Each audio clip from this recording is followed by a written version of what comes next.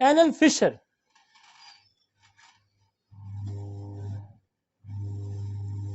Anal fissure can cause severe rectal pain and sudden onset rectal bleeding. अब Fisher में जो दवाइयाँ काम करती हैं ना, इन्हीं में से दवाइयाँ काम करती हैं। मसलन रेटेनिया फिशर की दवाई है, पियोनिया फिशर की दवाई है, पेट्रोलियम फिशर की दवाई है, एसिड नाइट्रिक फिशर की दवाई है। ये फिशर की दवाई है, पेट्रोलियम, पियोनिया और रेटेनिया। और लेकिन जब ब्लीडिंग आ जाएगी तो अपने लेक्सिस को पहले फिशर पे भी देना है, और लेक्सिस फिशर को ठीक भी करेगी और ब्लीडिंग को रोक देगी, वगरना आपने फिर आगे निकलना है। एसिड नाइट्रिक बहुत बड़ी फिशर की दवाई है, ग्रेफाइट फिशर की दवाई है। लेकिन नक्स सल्फर को नहीं आपने भूलना, ये मेरी बात याद रखें। हाँ, इसके आगे चलेंगे आप। नक्स 1 दें, सल्फर 1 दें, पर वो पहले लाजमी देनी है, उसके बगैर आपका काम नहीं हल होगा। वगरना आप केस खराब कर 20 जब दोबारा 15 दिन बाद हफ्ते बाद देते हैं फिर दे दें इसको, वगरना आप केस खराब कर देंगे। आपने डायरेक्ट अप्लाई की, काम करेगी, 100 में से 10 करेगी। इस तरह से रेट आपका बेहतर हो जाएगा। ये बड़ी मेहनत के साथ, बड़े लंबे एक्सपीरियंस के बाद ये चीज़ें बेसिस हमने सेट की हुई हैं, उसके बाद आगे चलें। यहाँ जो इसके साथ ना 2 दवाइयाँ और भी काम करती हैं फिशर में। फिशर में इचिंग आती है, खारिश साथ आती है। तो जब खारिश आ जाएगी तो फिर पेट्रोसिलीनियम है, हेमोरॉइड में भी खारिश आ जाएगी और फिशर में भी आ जाएगी। पेट्रोसिलीनियम वो 1 दे दें, 200 TDS कर दें, TDS रोज कर दें, और उसके साथ एक और जो खारिश में ज़्यादा काम करती है वो है ट्यूक्रोमेरावेरम, और एक और दवाई खारिश में काम करती है एसिड नाइट्रिक।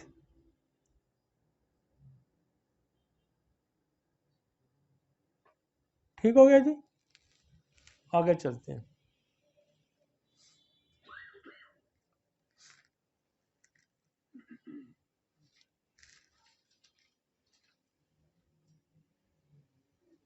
और जहां कहीं बर्निंग आपकी फंस जाए तो फिर एंथ्रेक्सिनम की एक डोज दे दें। जहां हेमोराइड ठीक होना रुक जाए तो कार्सिनोसम 200 की एक डोज दे दें। बहुत दफा फंस भी जाता है ना बंदा, ये ना कहीं अगला कहानी नहीं दिखाई थी। हाँ, नहीं ना फंसता। एक परसों मैं गांव गया था, एक लड़का जा रहा था सर्जरी के लिए, मुझे कहते हैं मैंने कहा कि किधर जा रहे हैं, सर्जरी कर, मैं कहा वापस तो लेक्सिस स्ट्रीट बना के दिया और कार्बोनिया वगैरह बना के दिया, वो बस भाई हमने फार्मूला बेच नहीं रहे। मैं बेचूं ना तो मैं करोड़ों रुपए कमाऊं एक सिस्टम से, लेकिन हम बेच नहीं रहे। हम ये कह रहे हैं कि सिस्टम ऊपर आ जाए, हम बेच नहीं रहे। मैं यकीन मानो मैं कोई नुस्खा बेचना शुरू कर दूं एक भी, लेकिन हम चाह रहे हैं सिस्टम यहाँ आए, सिस्टम ऊपर उठे। मैं ये मेरी बरसों की मेहनत है। मैं रात को 4 बजे उठ के गया हूं यहां से, 4 बजे, और मैं अभी तक सोया नहीं हूं। हमने ये आपके लिए कम 3 बजे मेडिकल स्पेशलिस्ट भी जगाए रखा, इमरजेंसी स्पेशलिस्ट भी जगाए रखा, उनकी जान मैंने सुबह 8 बजे छोड़ी है। नहीं समझ आई है मेरी? इलाज में ये रोज कर रहा था, इलाज हम ये रोज कर रहे हैं, लेकिन हम चूंकि ये डिलीवर हो रहा है तो हम जाने कि किसी चीज में कोई कमी ना रह जाए, आपको समझने में कोई कमी ना रह जाए। डायग्राम उठाना, उसको लगाना, उसको समझाना, दुनिया में सबसे मुश्किल काम है टीचिंग करना, कि जिस तरह आप समझते हैं इस तरह किसी को समझा दें, मक्खी पे मक्खी ना मारें। आइडिया फ्लोट होते हैं, आइडिया फिर प्रैक्टिस में आते हैं, फिर रिजल्ट आते हैं, फिर आप तक पहुंचते हैं। हम कोई आइडिया ऐसा नहीं आपको बता रहे जो हमने सोचा तो आपको बता दिया, नहीं, उसकी प्रैक्टिस होगी, इसको सबूत करेंगे, इसको साबित करेंगे, फिर आपको डिलीवर करेंगे। कोई भी चीज़ नहीं करती है, पहले सैकड़ों हजारों मरीजों पे जाती है, फिर प्रूव होती है, फिर आप तक पहुंचती है। आगे चलते हैं।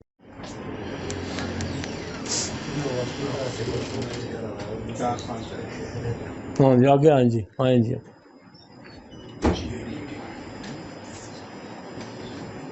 Gastrointestinal bleeding.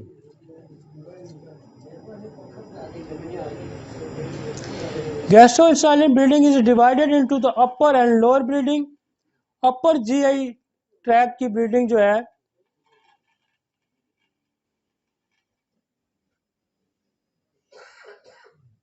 Upper GI tract की जो ब्लीडिंग है उसकी aetiology can occur from the peptic ulcer, portal hypertension, gastric neoplasm, erosive gastritis, erosive oesophagitis. Presentation क्या है? वॉमिटिंग है विद ब्राइट रेड ब्लड और coffee ground, hematomesis. If upper GIT bleeding, massive patient may present with the black stool. और जो black stool आता है, तो black stool की आप रात को देंगे ना, रात को दवाई, तो सुबह ब्लैक स्टूल नहीं आएगा। और ये मेरी इतनी आजमूदा है कि कभी नहीं रहती, चाहे वो लिवर कैंसर है, चाहे वो जीआईटी का कैंसर है। लेप्टेंड्रा, लेप्टेंड्रा कभी ब्लैक स्टूल पे फेल नहीं होती। मैं एक, अगर मुझे इमरजेंसी में देनी होती है तो मैं 1 CM की डोज दे देता हूँ, वगरना हम 200 डेली एक डोज दे देते हैं, और बाकी जो उसका ट्रीटमेंट चल रहा होता है वो चलता है। कभी लेप्टेंड्रा आपको मायूस नहीं करेगी। ब्लैक स्टूल,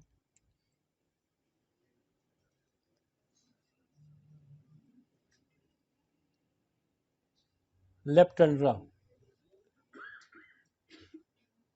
क्योंकि जब लोअर ट्रैक से ब्लीडिंग होगी तो वो ब्लड आपको स्टूल में नजर आएगा या एक्स्ट्रा आएगा, लेकिन जब ऊपर से स्टोमक से आएगी, एसोफेगस से आएगा, और इवन स्मॉल इंटेस्टाइन से भी आएगा, तो वो स्टूल नीचे आके तो ब्लैक हो जाएगा। ब्लैक में आपकी आर्सेनिक भी है, ब्लैक में आपकी एमामेलस भी है, और भी दवाइयाँ हैं, फास्फोरस भी है, क्योंकि फास्फोरस पूरे जीआईटी ट्रैक की जो ब्लीडिंग है ना उसको रोकती है। क्रोटेलस पूरे जीआईटी ट्रैक की ब्लीडिंग को रोकती है। मतलब वो अपनी जगह बहुत अच्छा काम करती हैं, लेकिन लेप्टेंड्रा में इसमें मैं बता रहा हूँ कि लेप्टेंड्रा बहुत अच्छा रिजल्ट देती है, आपको सुबह रिजल्ट आ जाएगा। फास्फोरस में भी होता है, एमामेलस में भी होता है, क्रोटेलस में भी।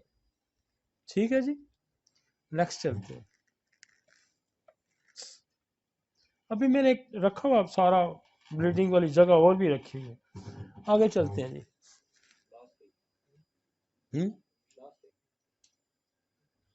नहीं नहीं, इसके आगे एक और है ना, 13 नंबर स्लाइड और है। नहीं नहीं, जिसके अंदर ये लगा हुआ किधर है?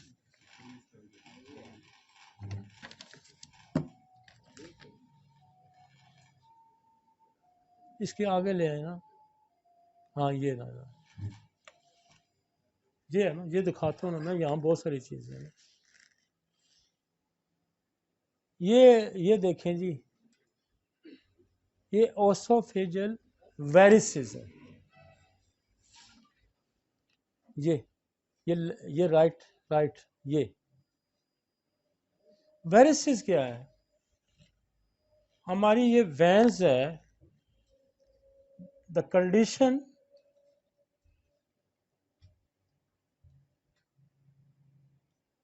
डायलेट, जब वेन डायलेट हो जाती है एंड स्वेलो हो जाती है, तो वेंस को वेरिसेस कहेंगे। जैसे वेरिकोज हो जाती है, लोअर एक्सट्रीमिटीज में वेरिकोज, यहाँ ओसोफेगस में हम इसको वेरिसिस कहते हैं। वेरिसिस बेसिकली कंडीशन क्या है? यहाँ वैन जो थी उसकी वैन डायलेट होगी, फैल गई प्रेशर की वजह से, और या वो स्वेल होगी। अब ये वेरिसेस बनती क्यों है? हमारी वेरिसेस को पहले समझे, ये बनती क्यों है, फिर आपको सारी जिंदगी नहीं भूलेगा। वेरिसेस तब बनती हैं कि आपकी जो पोर्टल वैन है, पोर्टल वैन जब लिवर में जाती है, पोर्टल वैन कहाँ से आती है? पोर्टल वैन आती है आपकी आंतों से, वहाँ से शाख निकलती है, आपकी स्प्लीन से निकलती है, आपकी उससे निकलती है, गॉल ब्लैडर से निकलती है, पेंक्रियास से निकलती है। ये निकल के बड़ी ब्रांच बनाती है और जाके लिवर में जाके खुलती है। इसका काम ये है कि इसे 70% 75% ब्लड लेके जाती है लिवर में। दूसरा, लिवर में ब्लड आने का जो सोर्स है वो एप्टिक आर्टरीज के जरिए आता है, वो 25% आता है। ये आंतों से मुख्तलिफ जगह से बहुत सारे जो आपके जो होता है उसको क्या खुराक है, ये बहुत सारी ऐसी चीज़ें हैं जो ये बाकी जगहों से लेके लिवर में जाके, अच्छा फिर आपने ड्रग्स जो ली, कोई दवाई आपने ली, तो आंतों से वो भी उठा के ये लेके जाता है ब्लड। उसको क्या करता है, एक तो काबिल अमल बनाता है लिवर, या फिर उसको डिटॉक्सिफाइड करता है।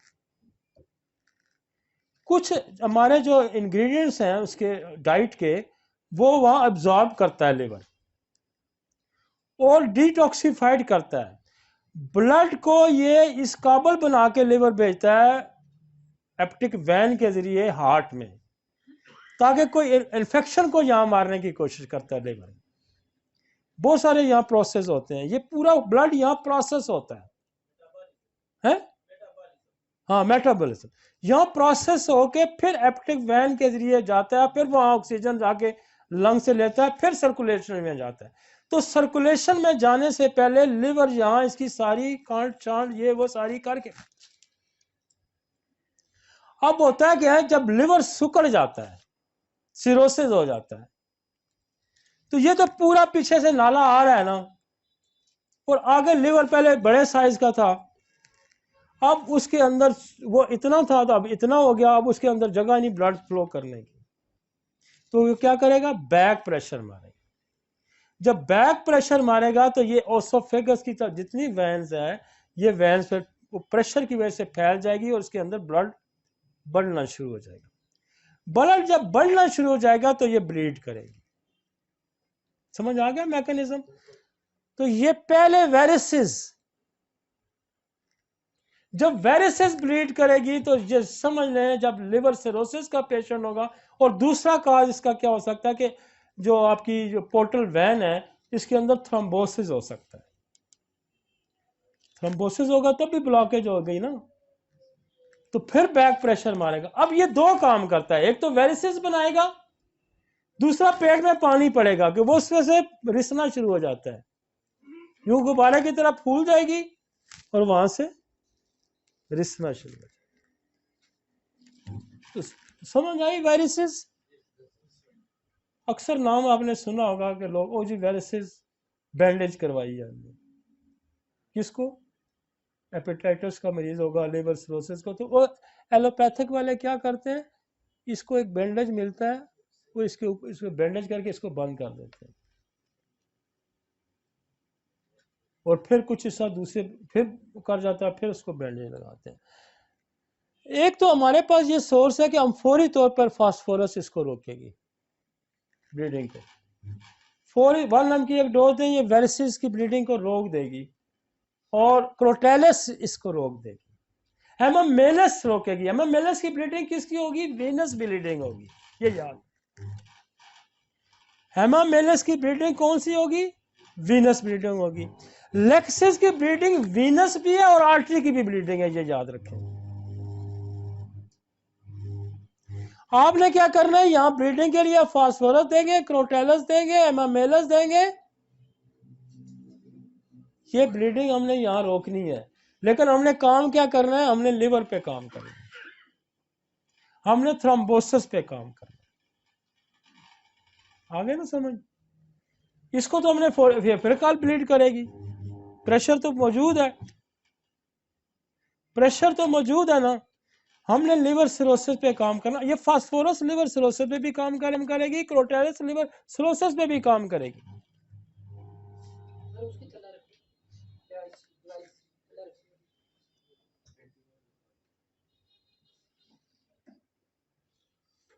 वेरिसेस जब आ जाएंगी तो आपको जहन में रखना चाहिए कि वेरिसेस आ गई हैं तो इसका मतलब है कि लिवर के अंदर एक और भी सिंड्रोम है जो यहाँ ग्रोथ कर देता है, वो भी। लेकिन दो मेन सोर्स हैं इसके, दो मेन सोर्स हैं, एक लिवर सिरोसिस और एक थ्रोम्बोसिस। जब थ्रोम्बोसिस होगा तो ये बैक प्रेशर इस पे पड़ेगा और ये फूलेंगी तो इनके अंदर ब्लड होगा, और ये फिर जब बिल्कुल पतली वेन्स हो जाएगी वेरिसेस तो फिर ब्लीड कर जाएगी। ठीक हो गया जी। इसके साथ एक और है यहाँ, इसके साथ एक और है, इसको क्या कहेंगे, मेलरी वियस, मेलरी वियस, ये मेलरी वियस टीयर। अब ये भी, ये देखें इधर से यहाँ ब्लीडिंग हो रही है, ये कब ब्लीडिंग होगी, ये रैप्चर हो जाएगी, ये वेसल्स रैप्चर हो जाएगा। कब रैप्चर हो जाएगा, जब आप वोमिटिंग करेंगे किसी वजह से, जब आप कफ करेंगे, बार बार कफ करेंगे तो ये फट जाएगा, ये और ब्लीडिंग होगी, ये और ब्लीडिंग।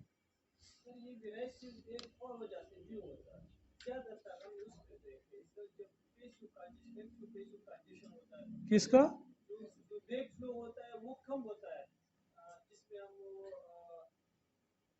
दो मेन कॉजेज रिकमेंड किए हैं, एक है लिवर सिरोसिस, लिवर का सुकड़ जाना, और सेकंड काज जो है वो थ्रोम्बोसिस है, क्लॉट का हो जाना। अर्निका आप क्लॉट पे दे सकते हैं, आप ओथ्रोप क्लॉट पे दे सकते हैं, आप क्लॉट पे तो अर्निका बहुत कॉमन दवाई है, और आप पे हमने तो क्लॉट पे बड़ा काम किया हुआ है, हमने तो आपको कहा है कि वहाँ आप अर्निका दे सकते हैं, आप वहाँ जल्सियम दे सकते हैं, आप वहाँ चूँकि जलसी में बहुत बड़ी क्लॉट डिज़ोल्व करने की दवाई है कि जब आपकी वाइटलिटी उस क्लॉट को वहाँ से रिमूव करेगी, वो तो मेरा जो मैंने लेक्चर दिया हुआ उसका ब्रेन का स्ट्रोक का, उसमें हमने क्लॉट को बड़ा डिटेल डिस्कस किया हुआ है। तो हमारा काम यह है कि इस वेरिसेस को यहाँ रोक देना, और उसके बाद हमने दो जगहों पे काम करना है। अगर सिरोसिस है तो सिरोसिस पे काम करना है, और अगर क्लॉट है तो फिर उस क्लॉट पे काम करना है। थ्रोम्बोस क्या होता है, किसी खून का जम जाना, दिस इज द थ्रोम्बोस, इसको आप क्लॉट भी कह सकते हैं। अब ये जो रैप्चर होती है ये होता है क्या, मोलर वेज, मोलरी वेज, यहाँ खांसी जब बंदा करता है तो स्पाज्मोटिक कफ है, चाहे वो किसी वजह से भी है, तो जोर जब लगाता है तो जोर लगाने से ये रैप्चर हो जाती है ब्लीडिंग।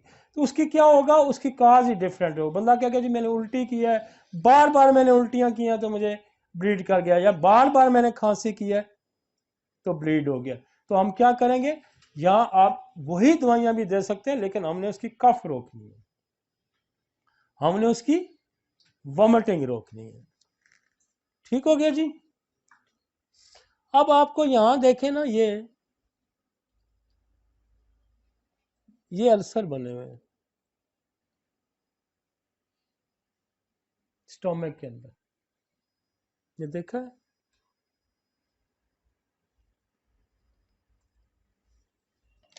इसको कहते हैं गैस्ट्रिक अल्सर,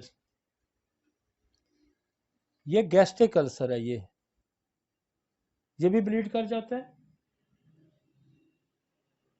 ये गैस्ट्रिक अल्सर है, और ये हेमोरेजिक अल्सर है। एक अल्सर का और था, वो कहाँ छोड़ा आपने, वो अब स्लाइड खा गए, एक स्लाइड, हाँ हाँ है, स्लाइड एक और है, वो मैं जरा और ये जब गैस्ट्राइटिस होता है अल्सर, तो ये फिर ये लेयर देखें हार्ड होके यूं हो जाती है, और फिर ये यूं हो जाती है जब अल्सर जख्म बनता है, देखें ना, ये है हमारे पास स्लाइड में रखा हुआ मैंने, ये आ गया। ये नॉर्मल है स्टमक, ये इन्फ्लेम्ड है, ये नॉर्मल है। ये जो कोलुमिनर सेल की ये एपिथेलियल लेयर बनी हुई है, ये नॉर्मल है। अब जब गैस्ट्राइटिस होगा तो ये देखें ये हार्ड हो जाएगी और फिर सीधी होगी ये, और ये इन्फ्लेमेट एरिया है। अब जब ज़ख़म हो जाएगा तो ये सारा उड़ के ये आ गया। ठीक हो गया जी। ये नहीं,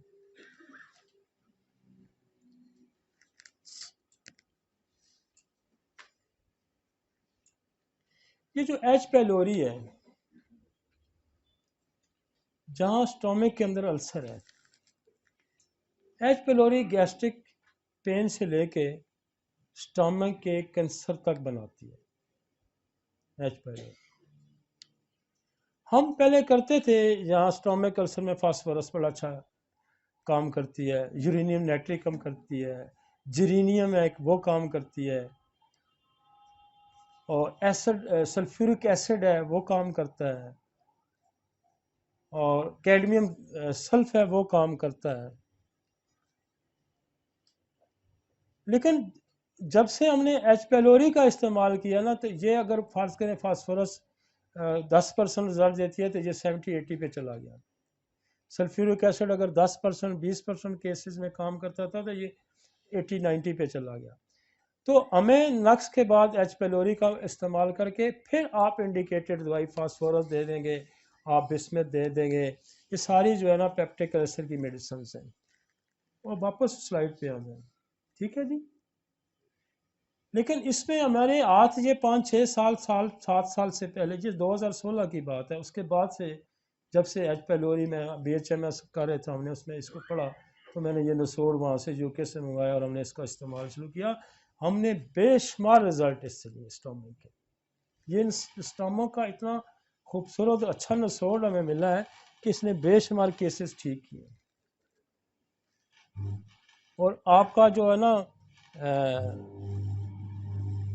जो cases as a intercurrent remedy के तौर पे हम, और ये बाद दफ़ा आपका जो है ना मैंने देखा है कि एच पेलोरी अगर टेस्ट में नहीं भी आ रहा, तो चूंकि प्रूविंग इसकी क्या है ना कि आपका जो गैस्ट्रिक ट्रबल है उसको उड़ाता है ये उसके टिश्यूज को, तो ये वैसे भी वहाँ काम करती है, ये वैसे भी काम करती है। ये ज़रूरी नहीं है कि उसको एच पेलोरी पॉजिटिव भी हो, इसने वैसे भी काम करना। जैसे ज़रूरी नहीं है कि उसके अंदर आंतों की टीबी हो, हम बेसिलियम से वैसे भी काम लेते हैं ना, इसी तरह हम इससे भी काम लेते हैं। अब ये ड्यूडेनम है ये वाली, ठीक है जी, यहाँ भी अल्सर बना हुआ है, ये जगह देखा है ना। अब ये स्मॉल इंस्टेंट शुरू हो गई है,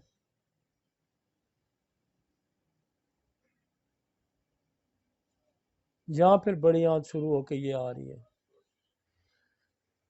अब इसके अंदर ये जगह आपने जो देखी है ना, ये वाली, यहाँ ये इस्कीमिक होगी, ये डेड होगी। जब डेड हो गया तो ये छोटी छोटी आपको ये कैपिलरीज इसमें से निकलती हैं, ये देखा है आपने। इसको कहते हैं इस्कीमिक बबल डिजीज, वो डिजीज जो किसी एरिया को डेथ कर देती है। यहाँ आप जो काम करेंगे तो फिर यहाँ आप कार्सिनोसन का सहारा लेंगे, फिर यहाँ आप बेसिलिनियम का सहारा लेंगे, फिर चूंकि ये नेक्रोसिस हो गया है तो एच पेलोरी दे के आप फास्फोरस का इस्तेमाल करेंगे, और फिर इसको दूर करने के लिए जो नेक्रोसिस को ठीक करने के लिए प्लम्बोमेट का इस्तेमाल होगा, या ओपियम का इस्तेमाल होगा। ये देखें ना, उसने ऑब्स्ट्रक्शन कर दी हाथ बिल्कुल। अब वो बाद दफ़ा इसको सर्जरी करके यहाँ हटा के फिर इसको यहाँ जोड़ देते हैं। अब एक और यहाँ प्रॉब्लम क्रिएट हो गया, ये वाला टिशोसेप्शन ये है कि आसान में अगर ये नाली है आपकी, पाइप है पानी का, और पानी का पाइप फूला है कहीं से, और एक पाइप उसके अंदर घुस गया है, अपने ही उसके अंदर कोई चीज किसी दूसरी चीज के अंदर घुस जाए, और ये ऑब्स्ट्रक्शन कर देगी और यहाँ ब्लीडिंग भी हो सकती है। इसके लिए सर्जरी की जाती है अमूमन। हम ये करते हैं कि यहाँ हमारा बहुत अच्छा काम करती है प्लमोमेट। प्लमोमेट इसको बाहर निकाल दे, ओपियम इसको बाहर निकाल दे, और ये ऑब्स्ट्रक्टिव कॉन्स्टिपेशन भी करेगी, अमूमन बच्चों में भी आ जाती है। तो यहाँ आप इसको हिफ्ज़ मातकदम के तौर के, ताकि कहीं और गड़बड़ ना हो, तो हम कार्सिनोसन की एक डोज देंगे, एक हम एच पेलोरी दे देंगे, और फिर हम प्लमोमेट सेफली यूज करेंगे, फिर ओपियम हम सेफली यूज करेंगे। बात समझ आई ना? ये है, और इसके अंदर अपनी वो नाली जो है ना अंदर यूं, बाद में पाइप ही देखा होगा, उसी पाइप के अंदर घुस जाता है, पोच यूं बन जाता है। अब एक और यहाँ पॉइंट आ गया है, ये देखा ना छोटा सा, इसको कहते हैं मैकल डाइवर्सिकुलर।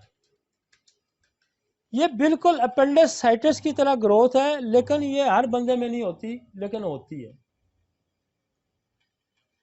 और ये अपेंडिसाइटिस की तरह इन्फ्लेमेट होके फट भी सकती है और ब्लीड भी कर सकती है। यहाँ भी आपने अपेंडिसाइटिस वाली ही दवाइयाँ यूज करनी। ये ग्रोथ होती है, हर बंदे में नहीं होती है, लेकिन होती है। अपेंडिस तो हर बंदे में होती है ना, ये किसी किसी में होगी। अब ये तो अपेंडिस, ये एक जगह आपको देगी यार। ये क्या है? ये कैंसर बना है क्लोन का, इसको कहते हैं क्लोन कैंसर, ये बन गया। अब ये भी बड़ी इमरजेंसी हो जाती है, जब क्लोन कैंसर क्या होता है, बार बार स्टूल आ जाएगा, ब्लीड कर जाएगा, पेन होगा। तो यहाँ फिर हमने हमारा जो ट्रीटमेंट है थोड़ा और एग्रेसिव हो जाता है। हम क्या करेंगे, यहाँ नक्स की देंगे, कार्सिनोसन का इस्तेमाल करेंगे। उसके बाद यहाँ बहुत अच्छा जो काम करती है, वो अगर कॉन्स्टिपेटेड है तो एलोमेन। एलोमेन में सीएम की एक ही डोज देता हूँ, और बहुत मरीजों को इससे फायदा होता है। लेकिन यहाँ अगर बार बार स्टूल की अर्ज आ रही है, तो फिर हम इसको कार्सिनोसन बेसिलियम देके हम मर्कसाल का इस्तेमाल करते हैं। तो मर्कसाल, यहाँ हम एक और दवाई का इस्तेमाल करते हैं, जो पेन भी होगा, कब्ज भी होगी, और ये कोलोन कैंसर होगा, वहां हाइड्रास्टस बड़ा अच्छा काम करती है। ठीक है जी। अब ये एक और है, यहाँ पे होते हैं ना, ये इसको कहते हैं एंजियो डिस्प्लेसिया। ये गुच्छा बन गया है ग्रोथ का, यहाँ गुच्छा बन जाता है और ये भी ब्लीड करता है। ये चूंकि नॉर्मल ग्रोथ होगी, तो यहाँ भी हमने मेजरमेंट वही लेनी है कि एक जब जहाँ कोई ग्रोथ आ जाएगी, तो फिर समझें कि कोई नीचे डीएनए में खराबी आ गई है। नीचे कोई डीएनए में खराबी आ गई है, डीएनए में खराबी आ गई है, तो फिर आपने डीएनए को, जैसे आप कार्सिनोसन का अप्रोच लेंगे, या बेसिलिनम लेंगे, या मेडोरिनम लेंगे, ठीक है। फिर लोकल कंजेशन को दूर करने के लिए इसको हम कॉन्डोरेंगो का इस्तेमाल कर सकते हैं। और ये जितना जीआई ट्रैक है, इसके अंदर कॉन्डोरेंगो बड़ा अच्छा रोल प्ले करता है ग्रोथ पे, जहां ग्रोथ आ जाएगी।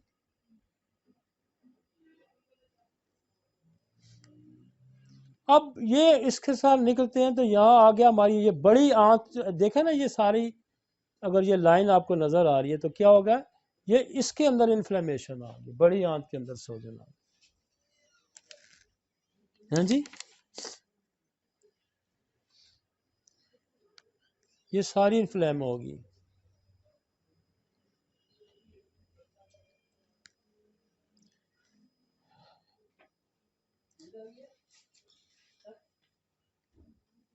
तो इसमें हम क्या करेंगे, इस सेल इन्फ्लेमेशन को रोकने के लिए हमें ये, चूंकि इन्फ्लेमेशन इसको आम हम नहीं समझेंगे, लिहाजा यहाँ हम कार्सिनोसन का इस्तेमाल करेंगे, यहाँ हम बेसिलिनम का भी इस्तेमाल करेंगे, और यहाँ हम एच पेलोरी का भी इस्तेमाल करेंगे। और इस इन्फ्लेमेशन को फिर जो मेरे पास क्लिनिकल होता है कि हम यहाँ कोलोसिन का इस्तेमाल करते हैं, यहाँ पल्सटीला का इस्तेमाल करते हैं, यहाँ डायस्कोरिया का इस्तेमाल होता है। पखा क्यों चला देता है भाई, डायस्कोरिया का इस्तेमाल होता है।